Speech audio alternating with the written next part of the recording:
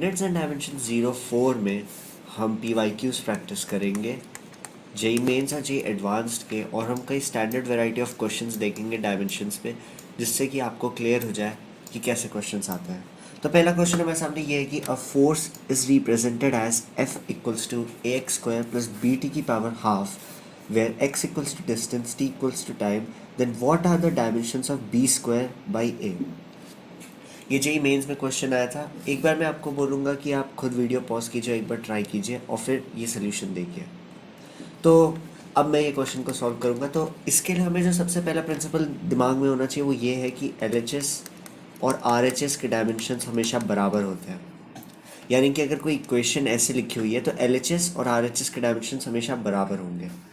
Second, हमें ये बात पता होनी चाहिए कि अगर दो फिजिकल क्वांटिटीज़ या दो चीज़ें अगर ऐड हो रही है तो उन दोनों के डायमेंशंस हमेशा बराबर होंगे। यानी कि एक स्क्वायर के डायमेंशंस BT की पावर हाफ के बराबर होने चाहिए। और हमें पता है कि LHS और RHS के डायमेंशन सेम होते हैं, तो इसका मतलब ये एक स्क्वायर और BT हाफ के डायमेंशंस भी फोर्स के डायमेंशंस के बराबर होने चाहिए। हमें फोर्स के डायमेंशंस लिखना आता है। फोर्स रहता है बेसिकली MLT की पावर -2। किसी को अगर नहीं आता तो मैं बता देता हूँ कि आपको किसी का भी फॉर्मूला पता होना चाहिए उसके डायमेंशंस निकालने के लिए। फोर्स का फॉर्मूला होता है मास इनटू एक्सेलरेशन। जब आपने ये लिख लिया तो आपको अब इसको फंडामेंटल यूनिट्स में तोड़ना है। तो मास तो एक फंडामेंटल यूनिट है, तो हम इसको फर्दर तोड़ेंगे नहीं, हमें ऑलरेडी मिल गया कि मास की पावर 1 होगी। हम एक्सेलरेशन को तोड़ेंगे क्योंकि एक फंडामेंटल यूनिट नहीं है। हमें पता है कि एक्सेलरेशन होता है change in velocity upon change in time. Further time हमें पता है एक फंडामेंटल यूनिट है, तो हमें यहाँ से एक और हमने इस क्वांटिटी को तोड़ लिया फंडामेंटल यूनिट। अब वेलोसिटी पर एक फंडामेंटल यूनिट ही है, तो वेलोसिटी को हम लिख सकते हैं कि लेंथ बाय टाइम। और यहाँ से हमने ओवरऑल पूरी क्वांटिटी को तोड़ दिया और हमें यहाँ से मिल रहा है, दिख रहा है कि mass into length by time into time है फंडामेंटल यूनिट्स में फोर्स का फॉर्मूला। और यहीं से हम ये कंक्लूड कर सकते हैं कि इसके डायमेंशंस होंगे MLT की पावर -2।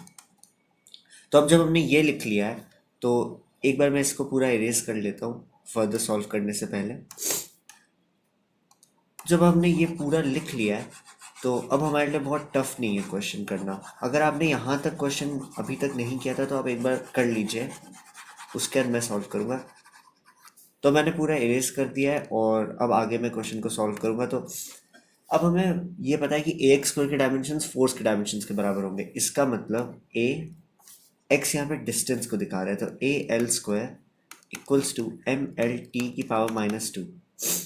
यहाँ से हमें A के डायमेंशंस मिल जाएंगे जो होंगे ML इनवर्स, क्योंकि हम इसको LHS से RHS पे लेके गए तो ML इनवर्स हो गया और T की पावर -2 हो गया। यहाँ से हमें A के डायमेंशंस मिल गए। सिमिलरली हम B के डायमेंशंस भी निकालेंगे। B इंटू टी की पावर हाफ के डायमेंशंस फोर्स के डायमेंशंस के बराबर है। और फिर हम LHS से RHS पे भेजेंगे इसको, तो ये हो जाएगा MLT की पावर -2 बाई टी की पावर हाफ। अब आप इसको सॉल्व कर सकते हैं, ये आ जाएगा MLT की पावर -5/2। यहाँ से आपने B के भी डायमेंशंस निकाल लिए। क्वेश्चन में हमसे पूछा है कि B² बाई A के डायमेंशंस क्या होंगे। तो B² बाई A को हम लिख देंगे, B हमें मिल चुका है तो इसका स्क्वायर कर देंगे इस क्वांटिटी का, तो जाएगा M² L² T की पावर -5। B² बाई A बोला था तो B² बाई A के डायमेंशंस बोला था, तो हमने B का स्क्वायर कर दिया है और हम A के डायमेंशन से उसको डिवाइड कर देंगे, तो ये हो जाएगा ML की पावर -1 T की पावर -2। यहाँ से हमें क्लियरली दिख रहा है कि B² बाई A के डायमेंशंस हो जाएंगे M की पावर 1 L का क्यूब और T की पावर -3। अब हम ये ऑप्शंस में से मैच कर लेते हैं। M की पावर 1 L की पावर 3 और T की पावर -3 जो हो रहा है ऑप्शन बी में, और इसका सही आंसर भी बी है। तो इसी तरह आपने एक मेंस का क्वेश्चन सॉल्व कर लिया। आगे हम एक जेई एडवांस्ड का क्वेश्चन देखेंगे। तो अब नेक्स्ट क्वेश्चन जो हमारे सामने है ये जेई एडवांस्ड का है और ये कहता है कि Young's modulus of elasticity is expressed as y equals to c की पावर अल्फा, h की पावर बीटा और g की power gamma, where g is gravitational constant, h is Planck's constant, c is speed of light, then which of the following is correct? और हमें चार options दे दिए गए हैं। अब ये एक बहुत स्टैंडर्ड टाइप ऑफ क्वेश्चन है जो हमने एक वीडियो में ऑलरेडी कवर कर रखा है, और जिसमें quantity Evans modulus of elasticity शायद से आप लोगों ने अभी तक नहीं पढ़ी होगी। ये क्वांटिटी आप मैकेनिकल प्रॉपर्टीज़ ऑफ सॉलिड्स नाम के एक चैप्टर में पढ़ेंगे। तो ऐसे क्वेश्चंस को सॉल्व करने का बेसिक अप्रोच यही रहता है कि L H S equals to R H S होगा। ये आपके दिमाग में आना चाहिए। ये सब जो मैं लिखता हूँ ये सब आपके दिमाग में आना चाहिए। ये प्रैक्टिस के लिए मैं लिखता हूँ। और जो सेकंड चीज़ होगी इस क्वेश्चन में वो ये होनी चाहिए कि जो हमें करनी चाहिए काट जो सेकंड चीज़ होगी वो होगी कि हमको ये जो तीन क्वांटिटीज़ या आरएचएस पे जो क्वांटिटीज़ दी होती है उनके रिस्पेक्टिव पावर्स के साथ उनको उनके बेसिक फंडामेंटल यूनिट्स में लिखना होता है। तो मैंने यहाँ पे इन क्वांटिटीज़ को जल्दी से लिखने के लिए मैंने यहाँ साइड में डिराइव कर दिया है। अब ये यंग्स मॉडुलस ऑफ इलास्टिसिटी जो वाई से दिखाते हैं ये रहता है स्ट्रेस बाय स्ट्रेन, जो आप डिटेल में एक आगे के चैप्टर में पढ़ेंगे। और ये स्ट्रेस रहता है फोर्स बाय एरिया, स्ट्रेन रहता है change in length divided by length. Numerator और डिनोमिनेटर यहाँ पे लेंथ का कैंसिल हो जाएगा तो ये डायमेंशनलेस हो जाएगा। हमारे पास बचेगा फोर्स अपॉन एरिया। फोर्स के डायमेंशन हमें निकालना आता है और हमें एरिया के भी डायमेंशंस पता है, और यहाँ से हमें यंग्स मॉडुलस के डायमेंशंस मिल जाएंगे। सिमिलरली स्पीड ऑफ लाइट जिसको हम सी से दिखाते हैं ये वेलोसिटी के डायमेंशंस के बराबर होता है, क्योंकि ये भी at the end of the day speed है। यानी कि इसके डायमेंशंस हो जाते हैं एल टी की पावर -1। प्लैंक्स कांस्टेंट जो आप एटॉमिक स्ट्रक्चर केमिस्ट्री में पढ़ेंगे या फिर फर्दर मॉडर्न फिजिक्स में भी आप पढ़ेंगे, उसका ये एक फॉर्मूले में आता है जो होता है lambda equals to H upon M V. यहाँ से हम एच के डायमेंशंस निकाल लेंगे और ये हो जाएगा lambda into mass into velocity. यहाँ से हमें क्लियरली मिल जाएगा ये क्वांटिटी, और इसको हम जब फर्दर तोड़ेंगे या एक्सपैंड करेंगे तो ये हो जाएगा m की पावर 1 l का स्क्वायर t की पावर -1। नेक्स्ट क्वांटिटी जो है वो कैपिटल G जो ग्रेविटेशनल कांस्टेंट होती है, ये इस फॉर्मूले से निकलती है F equals to G m1 m2 by R square. और यहाँ से हमें ये पता चल, जब इसको हम रीअरेंज करते हैं तो हमें यहाँ से क्लियरली दिख जाता है कि G equals to F R square by m1 m2। जब हम इन क्वांटिटीज़ को एक्सपैंड करते हैं तो हमें इसके डायमेंशंस मिल जाते हैं जो होते हैं m की पावर -1 l का क्यूब t की पावर -2। तो ऐसे मैंने जल्दी से डायमेंशंस निकाल दिए साइड में। अब जब आपने ये कर लिया है तो सेकंड स्टेप में आपको क्या करना होता है कि इन क्वांटिटीज़ को फंडामेंटल यूनिट्स में तोड़ना होता है, जो मैंने ऑलरेडी बता दिया था। तो अभी तक आपने अगर क्वेश्चन नहीं किया या आपसे नहीं हुआ तो आप एक और बार ट्राई कीजिए। तो अब ये क्वेश्चन को मैं सॉल्व करूंगा। तो सी के डायमेंशंस हमें पता है जो हो जाएगा एल टी की पावर -1 की पावर अल्फा। एच के डायमेंशंस हमने साइड से निकाल लिए थे जो हो जाएगा एम एल का स्क्वायर टी की पावर -1 का होल पावर बीटा। और जी के डायमेंशंस भी हमने निकाल लिए थे जो हो जाएगा m की पावर -1 l का क्यूब और t की पावर -2 की पावर गैमा। ये डायमेंशंस बराबर होने चाहिए यंग्स मॉडुलस के डायमेंशंस पे जो LHS पर है।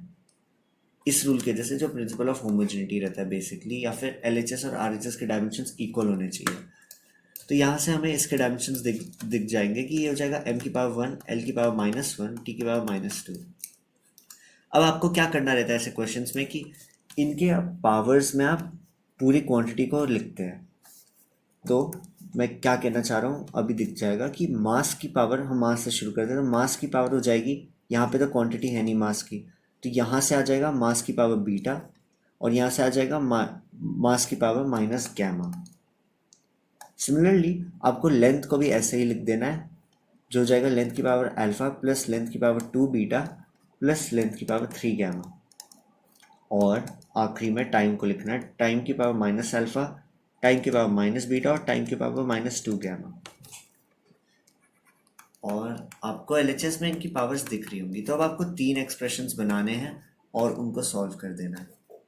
तो अब मैं ये करूँगा। अगर आपने ये अभी तक नहीं किया है तो अब बस इसके आगे मैथ्स है, तो आप एक बार खुद ट्राई कर लीजिए जिससे आपको एक प्रैक्टिस हो जाएगी। तो अब मैं लिख रहा हूँ alpha plus 2 beta plus 3 gamma equals to -1।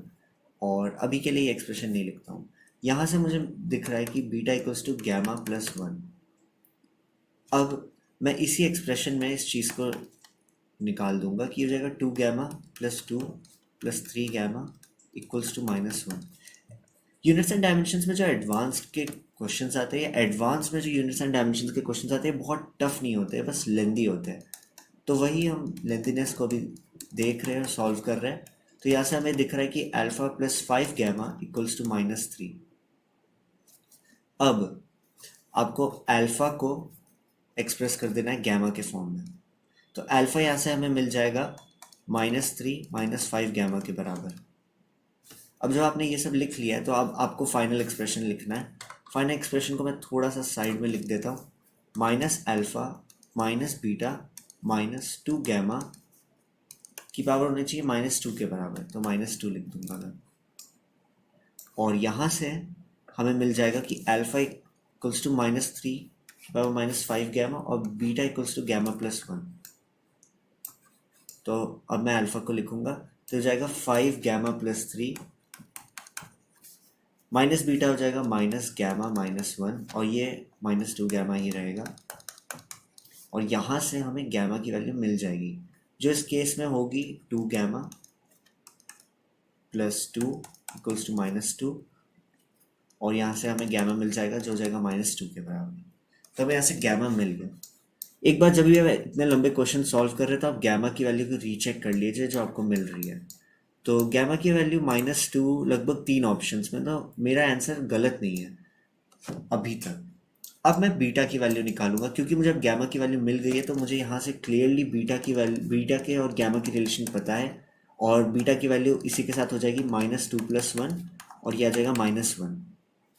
Similarly alpha की वैल्यू हो जाएगी -3 -5 गैमा के बराबर। तो इसका मतलब अल्फा हो जाएगा -3 -5 इंटू -2 और यहाँ से हमें मिल जाएगा अल्फा इक्वल्स टू -3 + 10 और यहाँ से मिल जाएगा -7। तो अल्फा की वैल्यू -7 हो गई, बीटा की वैल्यू -1 हो गई और गैमा की वैल्यू -2 हो गई।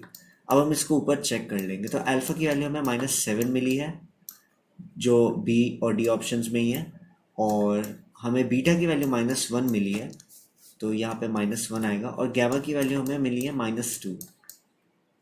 तो मैं आंसर चेक कर लेता हूँ। तो आंसर ए है। इसका मतलब हमने कहीं पे मिस्टेक की है, और अगर आपने मिस्टेक देख ली तो वेरी गुड, आप बहुत अच्छे से अटेंटिवली देख रहे थे इस लेक्चर को। मैंने यहाँ पे -3 + 10 जब किया तो ये आएगा +7 ना कि -7। तो इसीलिए जिसने भी बहुत अच्छे से देखा और इस जिसने भी ये मिस्टेक को पहले ही रिकग्नाइज कर लिया, वेरी गुड, इसका आंसर ए है। तो हमारे पास जो नेक्स्ट क्वेश्चन है जेई मेंस का है, और ये कहता है कि the speed of a wave produced in water is given by v equals to lambda की पावर a, g की पावर b और p की power c, where lambda, g and p are wavelength, gravitational acceleration and density of water. Then the values of a, b, c are. तो ये question जैसा हमने इससे पहले एडवांस का क्वेश्चन सॉल्व किया था, ये वैसा ही क्वेश्चन है। तो एक बार आप इसको खुद ट्राई कर लीजिए और फिर मैं करूँगा। तो अब ये क्वेश्चन को मैं सॉल्व करूंगा। तो इसका एक बेसिक सा जो हमें प्रिंसिपल पता है कि LHS और RHS के डायमेंशंस हमेशा बराबर होते हैं अगर एक इक्वेशन लिखी हुई है तो। और सेकंड जो स्टेप हमें करना होता है वो ये जो RHS के क्वांटिटीज़ है लैम्डा, जी और पी जैसे, इनको हमें इनके फंडामेंटल यूनिट्स में लिखना होता है। तो हमें पता है वेलोसिटी के डायमेंशंस होते हैं एल की पावर 1 और टी की पावर -1, और लैम्डा के डायमेंशंस होते हैं एल, और क्योंकि लैम्डा की पावर a है तो इसीलिए l की पावर 1 हो जाएगा। जो हमें नेक्स्ट क्वांटिटी दे रखी है g है, ग्रेविटेशनल एक्सेलरेशन, और एक्सेलरेशन के जो डायमेंशंस होते हैं वो l की पावर 1 t की पावर -2 होते हैं, और क्योंकि g की पावर b है तो इसलिए इस पर b की पावर लग जाएगी। और p इस क्वेश्चन में हमें दे रखा है डेंसिटी। तो डेंसिटी का जो डायमेंशंस रहते हैं वो रहते हैं m और l की पावर -3 और उसकी पावर c दे रखी है। अब हमने ये बेसिक इक्वेशन लिख ली है, इसके आगे हमें बस पावर्स के एक्सप्रेशन बनाने हैं और उनको LHS के साथ इक्वेट कर देना है। तो सबसे पहले हम L की पावर लिख लेते हैं। तो L की पावर्स RHS पे हो जाएगी L की पावर a प्लस L की पावर b यहाँ से, और माइनस L की पावर 3c हो जाएगा। सिमिलरली यहाँ से हमें t की पावर -2b के बराबर मिल जाएगी और m की पावर c मिल जाएगी। अब LHS में तो हमें कोई m की पावर है नहीं, और m की पावर ज़ीरो है यानी कि, और l की पावर 1 है और t की पावर -1 है। अब हम इन इक्वेशंस को LHS के जो पावर्स है उससे इक्वेट कर देंगे, यानी कि c हो जाएगा 0 के बराबर, और -2 भी हो जाएगा -1 के बराबर, और ये जो पूरा एक्सप्रेशन है a प्लस बी -3c, ये बराबर हो जाएगा 1 के, क्योंकि l की पावर LHS पे 1 है। हमें पता है कि c 0 के बराबर है, तो ये हो जाएगा 0। b है हाफ के बराबर, तो ये हो जाएगा a plus half plus 0 equals to 1। यहाँ से हमें a की भी वैल्यू मिल जाएगी जो जाएगा हाफ। तो इसका मतलब a की वैल्यू में मिली है हाफ, b की वैल्यू मिली है हाफ, और c की वैल्यू मिली है 0। तो उस हिसाब से हमारा डी आंसर मैच हो रहा है, और इस क्वेश्चन का आंसर भी डी है। तो अभी तक हमने जितने क्वेश्चंस देखे उसमें LHS इक्वल्स टू RHS के ऊपर बेस्ड क्वेश्चंस थे, और इसी के स्लाइट वेरिएशंस थे हर क्वेश्चन। ये क्वेश्चन थोड़ा अलग है, और ये कहता है कि the pair of physical quantities not having the same dimensions is, और ये जेई मेंस का क्वेश्चन है। तो ये question directly LHS equals to RHS पे बेस्ड नहीं है, पर ये पूछ रहा है कि हर ऑप्शन में दो फिजिकल क्वांटिटीज दे रखी है, और ये पूछ रहा है कि कौन से ऐसे ऑप्शन है जिसमें दोनों जो फिजिकल क्वांटिटीज हैं उनके डायमेंशंस सेम नहीं है। तो ऐसे क्वेश्चंस को सॉल्व करने के लिए आपको हर जो ऑप्शन है और जो हर फिजिकल क्वांटिटी है उसके अंदर, उसके फॉर्मूले पता होने चाहिए। अगर आपको एंगुलर मोमेंटम जैसे एक क्वांटिटी है, इसका फॉर्मूला नहीं पता है तो आप आगे के चैप्टर्स में पढ़ लेंगे। अगर आपको पता है तो आप ये क्वेश्चन एक बार खुद सॉल्व कर लीजिए, और फिर मैं सॉल्व करूँगा। तब ये क्वेश्चन मैं सॉल्व करूँगा। तो जो LHS इक्वल्स टू RHS वाले क्वेश्चंस रहते हैं 95% ऑफ द टाइम्स यही आते हैं, 5% ऑफ द टाइम्स ऐसे क्वेश्चंस आ सकते हैं। तो एंगुलर मोमेंटम का फॉर्मूला होता है L इक्वल्स टू mv/r, जहाँ पे L एंगुलर मोमेंटम को दिखाता है, और यहाँ से हमें मिल जाएगा मास की पावर 1 LT इनवर्स, जो वेलोसिटी के डायमेंशंस होंगे, और R के डायमेंशंस होंगे L। यहाँ से हमें इसके डायमेंशंस मिल जाएंगे जो जाएगा m की पावर 1 L का स्क्वायर T का इनवर्स। सिमिलरली प्लैंक्स कांस्टेंट निकालने के लिए lambda equals to H upon M V हमें एक फॉर्मूला पता होगा, और यहाँ से हमें प्लैंक्स कांस्टेंट के डायमेंशंस मिल जाएंगे जो हमने काफ़ी बार निकाल लिया है। तो ये हो जाएगा एल स्क्वायर टी इनवर्स। मैंने डायरेक्टली लिख दिया, आप इसको खुद से एक बार RHS से LHS पे लेके जाके धीरे धीरे कर सकते हैं। तो इन दोनों के तो डायमेंशन सेम है, इसका मतलब आंसर ए तो नहीं है। तो अब हम निकालेंगे टॉर्क और एनर्जी के डायमेंशंस। अब टॉर्क आप रोटेशनल मोशन में पढ़ेंगे, पर टॉर्क का formula F R sine theta होता है, और साइन थीटा डायमेंशनलेस क्वांटिटी है, तो ये हो जाएगा एफ इंटू आर। एफ के डायमेंशंस होते हैं MLT-2, और आर के डायमेंशंस होते हैं एल, तो इसीलिए ये हो जाएगा ML2T-2। तो हमें दूसरी चीज़ दे रखी है, वो है एनर्जी। अब एनर्जी हर टाइप की सेम होती है, यानी कि काइनेटिक एनर्जी के डायमेंशंस और एनर्जी के डायमेंशंस सेम होंगे, क्योंकि ये दोनों एनर्जीज है। तो इसीलिए काइनेटिक एनर्जी का आपको फॉर्मूला अगर पता है तो आप उसको यूज़ कर लीजिए, जो रहता है हाफ mv²। अब हाफ तो एक प्योर नंबर है, तो इसके डायमेंशंस होते नहीं है, तो हमें इसी क्वांटिटी mv² के डायमेंशंस निकालने हैं, जो हो जाएगा m और LT इनवर्स का स्क्वायर। तो इसका मतलब एनर्जी के डायमेंशंस हो जाएंगे ML²T−2। तो इन दोनों के भी डायमेंशंस बराबर है, टॉर्क और एनर्जी के, तो ये भी आंसर नहीं है। अब जो थर्ड ऑप्शन हमें दे रखा है वो है सरफेस टेंशन और इम्पल्स। सरफेस टेंशन का फॉर्मूला रहता है फोर्स अपॉन लेंथ। ये आप मैकेनिकल प्रॉपर्टीज ऑफ सॉलिड्स में पढ़ेंगे। तो फोर्स का हमें डायमेंशंस पता है, वो होता है MLT की पावर -2, और लेंथ का डायमेंशन होता है L की पावर 1। यहाँ से हमें सरफेस टेंशन का जो डायमेंशन है वो दिख रहा है कि MT की पावर -2 हो जाएगा। तो दूसरी हमें फिजिकल क्वांटिटी दे रखी है, वो है इम्पल्स। इम्पल्स का जो डायमेंशंस रहते हैं या जो उसका फॉर्मूला रहता है वो रहता है चेंज इन मोमेंटम, और मोमेंटम के डायमेंशंस होते हैं m/v, और ये हो जाएगा, इसीलिए इम्पल्स के डायमेंशंस हो जाएंगे MLT इनवर्स। और इस ऑप्शन में हमें दिख रहा है कि सरफेस टेंशन और इम्पल्स के डायमेंशन सेम नहीं है, तो इसका मतलब आंसर सी हो गया, और इसका सही आंसर भी सी है। तो इसी के साथ हमने यूनिट्स एंड डायमेंशंस के काफ़ी स्टैंडर्ड क्वेश्चंस प्रैक्टिस कर लिए, और यूनिट्स एंड डायमेंशन 04 यहीं पे कंक्लूड होता है। Thank you.